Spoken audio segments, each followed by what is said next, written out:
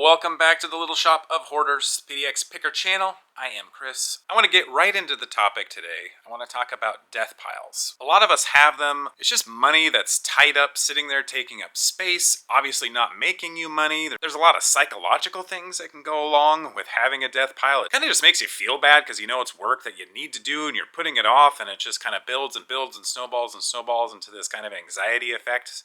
Death piles suck, right? So I want to talk about something that maybe is a little bit unique, and that's how to avoid a death pile. But I don't mean just don't buy as much stuff. I don't mean just when you buy stuff, list it right away. I'm talking about some things that you can do when you're outsourcing to avoid the death pile. So right after the intro song, we're going to get into that. Then at the end of the topic, we're going to go over some of the best sales from the weekend. So let's get into it. Wanna buy that Farrah Fawcett poster? There's dispensers and a toaster. Don't know why. That kind of stuff you throw away. I'll sell on eBay. Alright, so let's take a little tour of the shop, and while we're doing that, I'm going to give a brief introduction to those of you that are new watchers here. My name is Chris.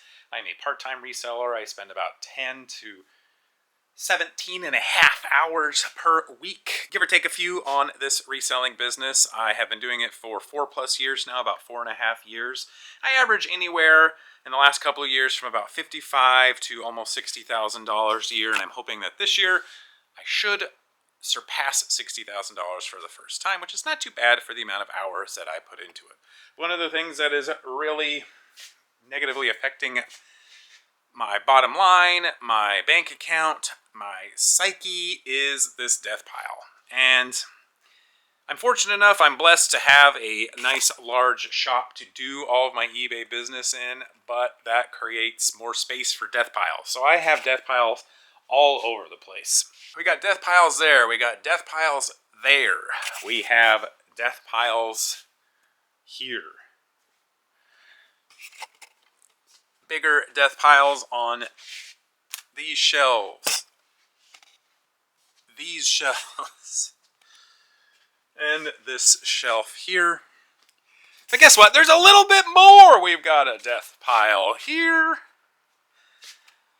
And it's not quite a death pile, but this shelf here is supposed to be for newly sourced inventory that I'm hoping to get listed right away. I have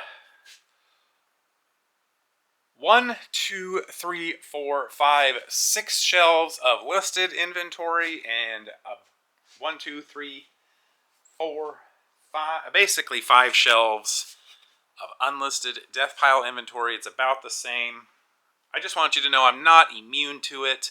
That's the whole reason for bringing it up. But this video isn't about what we've done in the past. Like I was saying, it's not about what to do to get rid of your death pile, because frankly, the two answers to that essentially are either list it or get rid of it, right? So that's we know how to get rid of a death pile, but I want to talk about how to avoid a death pile from the beginning, and what I have been doing to not make my death pile bigger.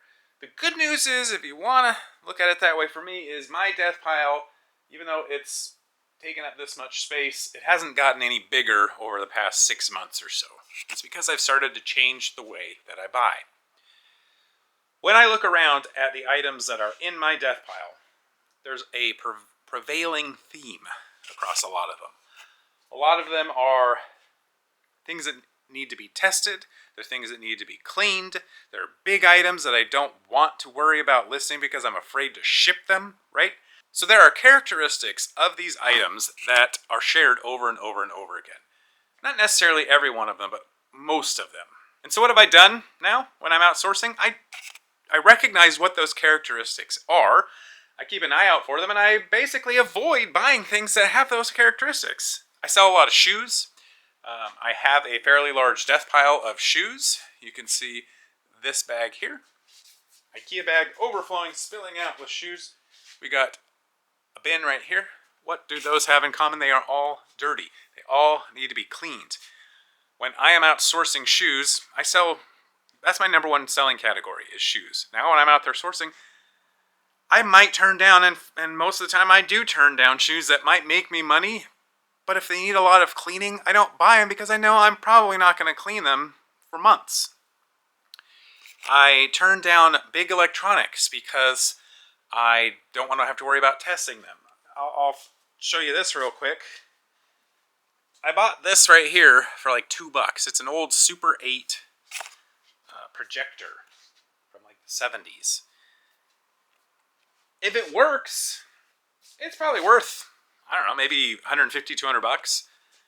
But I didn't have a power cord for it, and I didn't have a Super 8 video or film to test it. So it sat there. It sat there for over a year. Now, I happened to, just this weekend, buy a power cord and buy a Super 8 film to test it out. But the moral of the story here is, if I'm out there sourcing and I see that in the wild, and I see that I have to buy a power cord, and I see that I have to buy a film, or I have to go through this process to test it, I'm going to have to do research to figure out how to even use the thing. I'm not going to be buying it in the future. The goal is to slowly chip away at the existing death pile that I have, while more and most importantly, not adding to it. So for you, if you have a death pile, if it grates on your nerves, if it's giving you anxiety, if it's stressing you out, if not to mention the fact that it's just wasted money that it's money you've spent and it's not giving you any return. If that describes you in any way, shape, or form, then use this strategy. Go through your reasons for having a death pile. They might not be the same at all as mine. So figure out why those items are in your death pile. What is it that's causing you to not list them? And then make sure when you're out sourcing new items, don't fall into that same trap again. At this point, I want us to work together. Let's work together for the rest of 2025 to not grow our death pile any larger than it has to absolutely be. And with that, we can really help out our businesses, help out our mindsets when we're out here in our reselling business. And moving forward, we're just going to feel so much better about ourselves. So let's get into the best orders that sold for me over the weekend. I say that because I have too many to pull in this video. Had another really good sales weekend. November is starting off just as good, if not better, than October. And October, for me, was a record-setting month. Had over $6,600 in sales. If you extrapolate that over the year, somehow I was miraculously able to do that over a 12-month year. That is, I think, $80,000 in sales, approximately, which would be really, really good, and we're on our way to getting close to that. So let's pull out this item, because this was a death pile item, and I listed it, and it sold really quickly, quicker than I thought it would. Here it is right here. It's unique, it's cool, it's a vintage, I think it's from the 50s, the 1950s. It's called a Rubens ceramic. So Rubens is a company that makes it. There sometimes is a sticker on the bottom. There isn't one for this one. But it's a bowling pin, obviously, but if you can see, it's got little pockets in it, little places to put things. This is something I bought for $2 at a garage sale.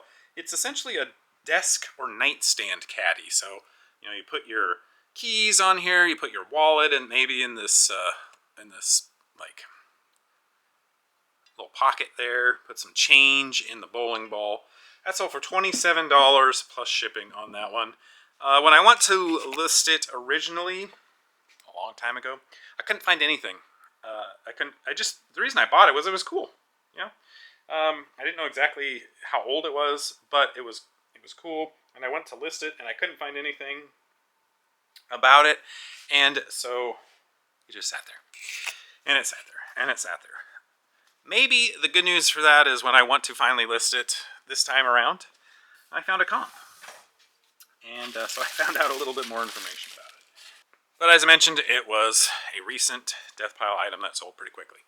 This item sold here, another cool like 50s, 60s item. This is a brass eagle that I bought for $5, $4 maybe at a yard sale. It's really big. Takes up a ton of space, so it's not exactly going to be enjoyable to ship, but it might need a 12 by 12 by 12 box. Anyway, that sold for $25 plus shipping. I had this listed for a lot more money. I want to say $50, and it sat and it sat and it sat. So I ended that listing and relisted or sold similar, but I lowered the price down to $25 plus shipping, and after about a month, it sold. So that was a nice sale on that one. That was a nice story when it comes to ending and selling similar. Just a very powerful tool that is on old stale items that are not selling. This lot of original photographs from a Boston Red Sox Oakland Athletics game sold. I picked these up and this program up for, I want to say it was about $8. Might even have been $5. I'm not exactly certain. I do have the record of it in my reseller Genie, but off the top of my head I can't remember how much it was. But it wasn't very much. I bought it off of Whatnot. And it's cool because this has actually most likely a George Steinbrenner autograph on the front, but these were just kind of throw-ins. So the main money is coming in that George Steinbrenner autograph. These, I did some research. I used ChatGPT. I spent a lot of time, honestly, to figure out, to the best of my ability, the exact date of this game. And I'm fairly certain that this game was played on May 1st, 1977, between the Red Sox and the Athletics. It was at Fenway Park in Boston. This person right here is an Oakland Athletics pitcher by the name of Vida Blue. He's a very well-known, pretty good, well-respected pitcher. And then, that's him again right here. This fella right here, some of you baseball fans might know him as Carl Yastrzemski, one of the all-time great Red Sox players. I had actually put these up for auction. And I started the bid at $9.99, and didn't have very many views. I only had 7 views and 2 watchers after 6 days. So they were down to like 8 hours left in this auction. I don't always recommend doing this. It's a little bit, it can be a little bit, you never want to do it if there is a bid on your auction. The fact that there weren't any bids, I felt okay. I ended the auction. I stopped it because I didn't want somebody to come in at the last second and buy it for $9.99. I frankly thought it was going to be in the $20-ish range, somewhere around there. I ended the listing, I relisted it, and I put it at $30, and it sold in just a few days. I think 2 or 3 days. Not that long at all. So that was pretty awesome. I sold that for, probably significantly more than I would have got at the auction, because the auction probably would have been about $10, maybe $12. I enjoyed doing the research on that. It was a decent amount of work. Like I mentioned, went back and forth on it. But I did end up, I'd say with about 98% confidence, I determined what the date of that game was, which I think is just, I think that's what caused them to be worth as much as they were. Now, if the game itself had a really special, event, maybe it was a no-hitter, or I don't know, somebody had accomplished some sort of record that day, of course the value would have gone up significantly. Even better if they were autographed, that would have certainly helped as well. Nonetheless, it's still pretty cool. I have these 6 plates here that sold. I think this was the big ticket item of the day, or of the weekend. There are 6 of these. These are all very similar, but they're all individually unique. But they basically look like that. They are from a company called, I'm going to butcher the name, but it's like Buchan Portobello, Scotland. I think maybe the company is Buchan and they're from Portobello, Scotland. It's stoneware. They're all hand-painted. I paid up on these. I paid, I think, $8 for each plate, and there's 6 of them here, so $48 total. And it took a little bit of time, but they did eventually sell. All 6 of these sold for $174.95 total, plus shipping. Charge $25 shipping on that because it's going to be a little bit of a bear. I think these are 10-inch plates, so probably go into a 12 by 12 by 12 box with obviously a lot of bubble wrap, a lot of padding in there, and like I said, it's going to be a bear to ship, but $175 for those, I think, is definitely going to make it worth the effort. Sold a pair of snowboard bindings. I got quite a few snowboard-related items in a storage unit auction.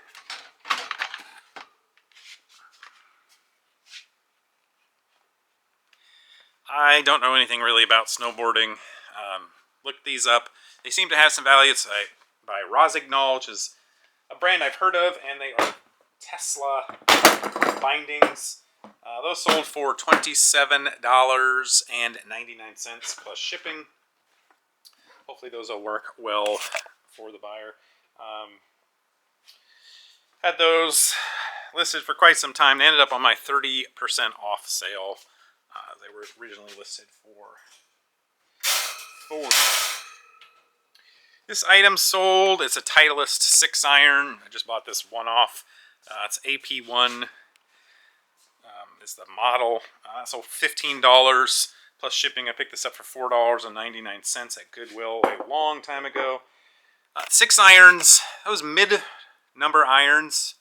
I would say 3, 4, 5, 6, and 7, and 3 through 9 are usually not going to sell that much. A 1 iron, a 2 iron, a pitching wedge, a sand wedge, those will usually sell for more.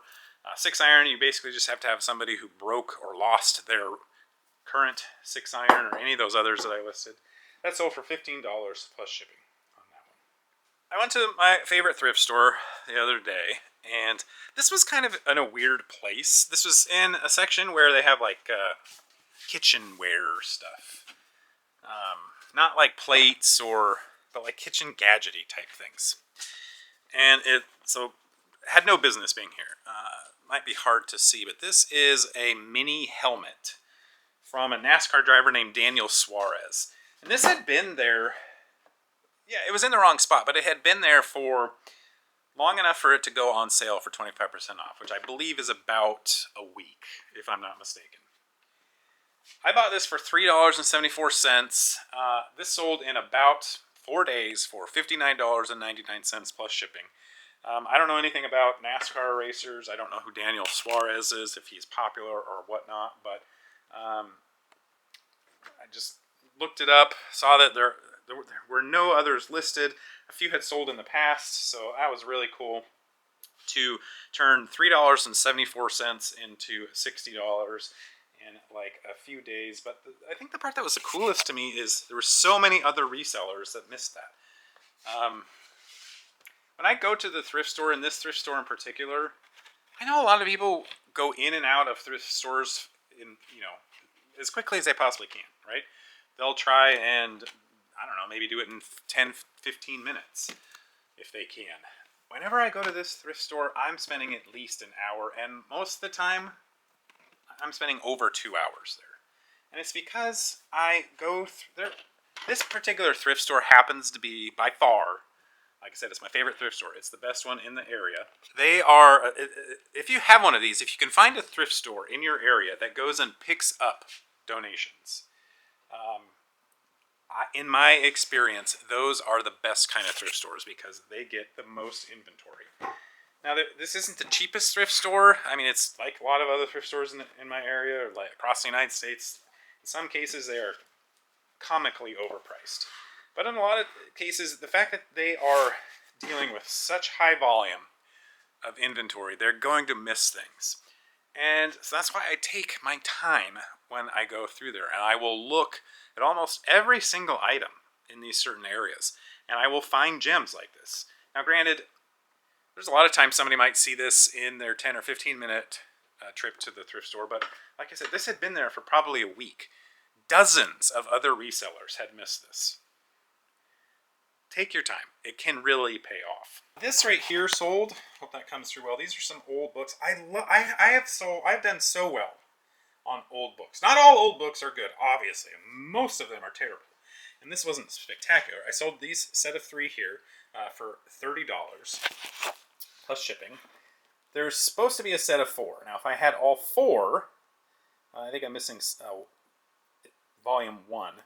If I had all 4 of those, I would have sold for, I think, around $100. Paid, I want to say, I think it was $9, $2.99 for each of these. So $9 under 30. Not a great profit, but it's just super cool to me.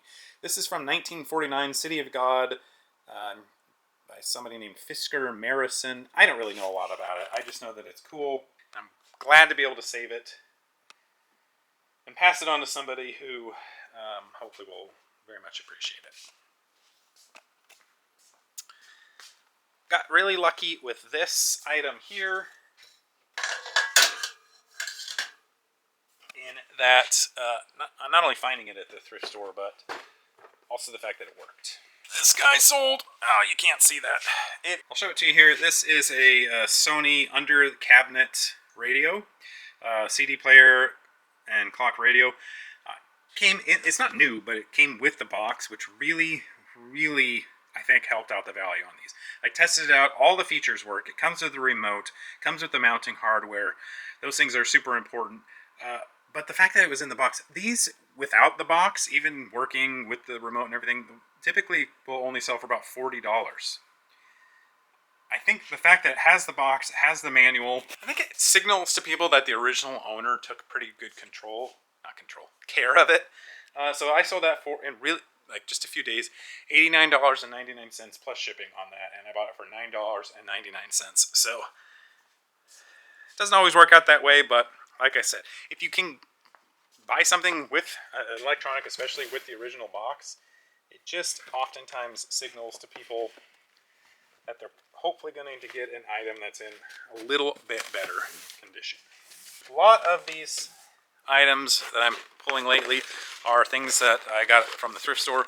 This was also one of them. This is a set of new old stock iron covers by a company called Castle Bay. Paid $4.99 for those.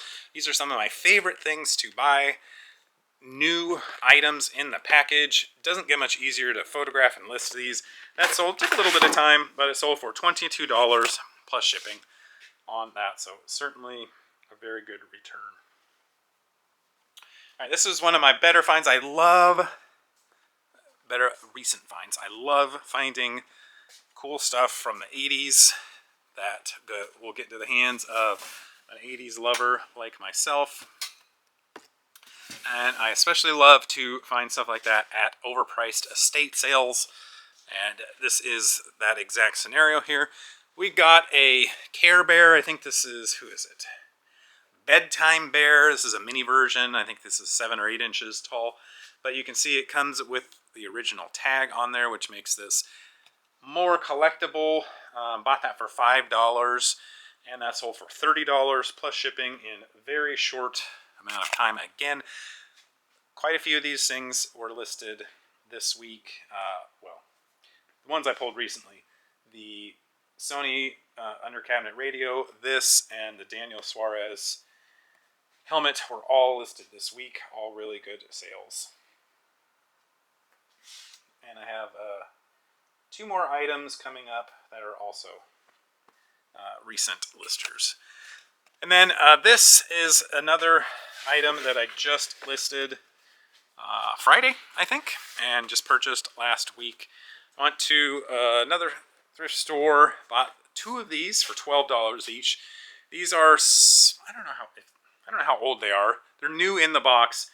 Car speakers, Infinity Kappa car speakers. Paid $12 each for those boxes, and sold one of them already for $105 plus shipping on that one. So I just had a really good week. And then I'll just throw this in here at the end of the video here, because it's funny. I finally went ahead just before I filmed this video and listed my last group of 40 Lalaloopsy Tinies. Long-time viewers of the channel will know that I bought 2 packages of those for $10. I don't know exactly how much, how many. I want to say there were 120 total. And I sold them anywhere from like $12 to $15 free shipping. The previous like 8 lots of those. Well, I just listed 4 more, and 2 different buyers bought them, but they bought them all. One buyer bought 3, another buyer bought 1, and they sold in like minutes. And I don't know why, because there are not tons, but there are quite a few listed. But anyway, that was just such a surprising money maker. It still just boggles my mind that these little tiny 1-inch tall little toys that are not even that old sold for so much money. So this last lot I sold for $60 plus shipping. There was like $2 worth of of tinies in there. So, but hey, that's going to do it for today's video. I hope you got some good information, some good tips on working with your death pile and avoiding it in the future. Hope you found some good items that have sold for me recently that you can be on the lookout for when you are outsourcing to help you make more money in your reselling business. If you're interested in subscribing to my channel, please consider to get more content like this in the future. If you're interested in supporting my channel, you can join for $2.99 a month. Get a nice little, just be a nice support for me to help me in my channel and get a shout out in every video. So thank you to PDX Posse member Harley Gal for your continued support. Good luck with all of your reselling ventures out there. Good luck with your non-reselling ventures. If you aren't a reseller, hope you enjoyed this video. Please like it if you did. We will catch you on the next video. Take care out there.